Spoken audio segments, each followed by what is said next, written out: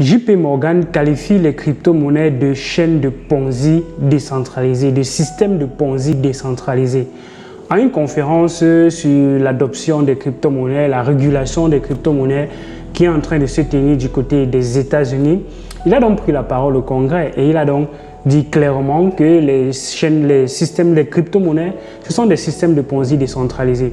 Pour ceux qui ne savent pas ce que c'est qu'un système de Ponzi, un système de Ponzi, c'est tout simplement un système dans lequel on va prendre de l'argent des nouveaux arrivants et payer les anciens arrivants en faisant croire aux personnes qu'il y a donc des bénéfices à se faire dans le système. Et du coup, plus le système grandit avec de nouvelles personnes qui entrent, plus on est donc dans la possibilité de payer les personnes qui étaient là avant. Donc les bénéfices ne sont pas liés à une activité quelconque dans le système. Il n'y a pas de service qui est réellement rendu avec votre argent. Il n'y a réellement pas de valeur ajoutée dans ce système. Simplement, on pense que plus les gens vont arriver, plus le système va commencer à perdurer, va continuer d'exister. Et ce genre de système s'effondre quand à un moment donné, on n'a plus de personnes qui arrivent dans le système. C'est donc peut-être ce qui fait en sorte que JP Morgan aujourd'hui dit que les crypto-monnaies, c'est un système de Ponzi décentralisé. Un système dans lequel, s'il y a plus de personnes qui viennent dans les crypto-monnaies, qui continuent d'utiliser les crypto-monnaies, qui continuent d'avoir besoin de ces monnaies qu'on donne pour les services, on peut donc prendre de la valeur et on va donc récompenser les personnes qui étaient là un peu plus tôt parce que leur argent, leur crypto-monnaie aurait pris de la valeur. Mais est-ce que c'est différent de l'offre et de la demande? On peut donc se poser la question de savoir mais comment les banques fonctionnent aujourd'hui.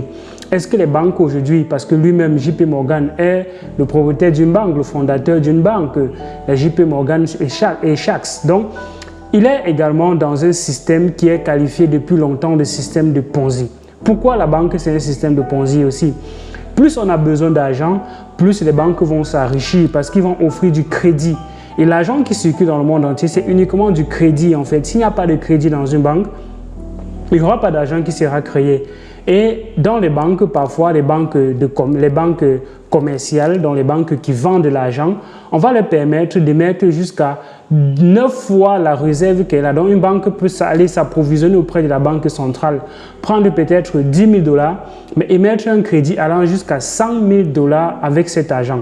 Vous comprenez donc que si tout le monde vient dans la banque et vient retirer son argent dans un système financier classique, le système financier classique va s'effondrer parce qu'il n'y aura pas assez d'argent pour payer à ces personnes. Donc, c'est uniquement la dette qui fait en sorte que ces banques-là et ces systèmes continuent d'exister. Plus on a donc besoin de cette dette-là, plus on a besoin de faire grandir nos économies, plus on a besoin de faire développer nos pays, on va donc s'endetter auprès de ces banques-là. Et voilà comment on va donc permettre aux personnes qui étaient là bien avant de se faire de l'argent avec les intérêts quand même. Donc, s'il faut déjà parler de système de Ponzi, il faut donc remettre tout sur la table et dire qu'en réalité, tout est un système de Ponzi.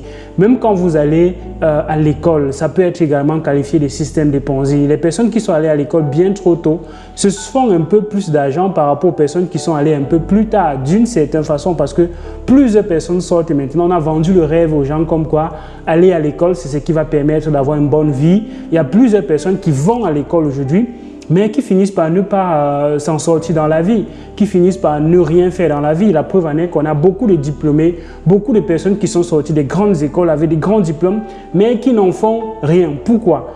Parce que peut-être on peut qualifier également l'école d'un système de Ponzi. Pourquoi est-ce qu'on peut qualifier un peu tout de système de Ponzi? Parce que la demande va venir de quoi? L'immobilier, ce n'est pas un système de Ponzi par exemple. Qu'est-ce qui fait en sorte que les maisons prennent de plus en plus de valeur? Qu'est-ce qui fait en sorte que tu achètes une maison aujourd'hui et demain ça vaut plus cher? Ça vaut plus cher simplement pourquoi? Parce qu'on va se dire, ok, c'est un moyen de garder de conserver son pouvoir d'achat, c'est un moyen de conserver sa valeur. Et du coup, les gens vont prendre l'immobilier comme un moyen refuge, comme un asset refuge. Donc, pour essayer d'éviter de perdre dans l'inflation, ils vont donc acheter l'immobilier. Et plus on fait ça, plus on est en train de laisser le message que oui, dans l'immobilier, on ne perd pas. Et ça peut donc être qualifié de système de Ponzi. Et c'est l'une des choses qui a récemment conduit en fait, on aurait quand même fleuré la faillite avec les entreprises Evergrande du côté de la Chine qui, si ce système mourait, si cette entreprise mourait, ça aurait drainé beaucoup d'autres industries, beaucoup d'autres entreprises avec elle. Un peu comme les banques Lehman Brothers autour de 2008 qui ont fait faillite et ça a drainé, qui a fait faillite et ça a drainé beaucoup d'autres systèmes et ça a causé comme ça la crise financière de 2008. Donc, on ne peut donc pas parler de système de Ponzi dans quoi? Citez-moi une seule chose dans laquelle on ne peut pas parler de système de Ponzi. Tout dans la vie, c'est Ponzi.